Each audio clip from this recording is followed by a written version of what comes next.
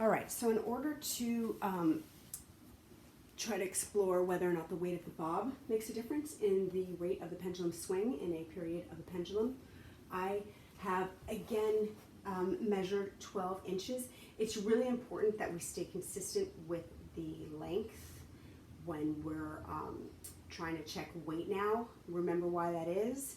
Because we don't want to have more than one variable being varied at a time, or else we won't really know what caused the change. So I did remeasure. I have 12 inches here again. As you can see, I increased the weight of the bob by 300%. I went from 1 bob to 3 bobs, so I tripled it. And I'm going to be going with our baseline of that higher angle of release, so that we are comparing to what we did with 1 bob at this angle of release, 12 inches, with now 3 washers, to see if that makes a difference. So are we ready? Let's do this. And 1, 2, oh, I gotta be careful it's not at an angle. We're gonna try that again.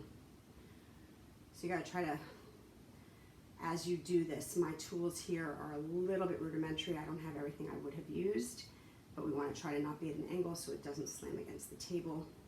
And let's try that again. Ready? And 1, 2, 3, 4, 5, 6, 7, 8, 9, 10, 11, 12, 13, 14.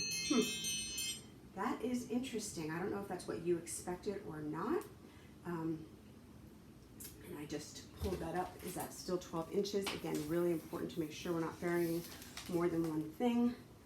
So I'm double checking that my length here is still, and it is still 12 inches. Just gonna make sure that that looks good. Okay, so we have our 12-inch pendulum length, the heavier bob, and another trial with this higher angle of release.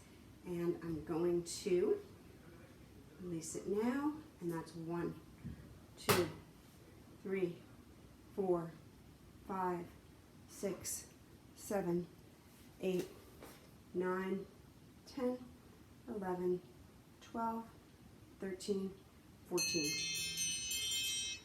So, interesting. Please be sure to record these results because we are looking for any patterns, because of course the standard says that a pattern of movement can be used to predict future movement.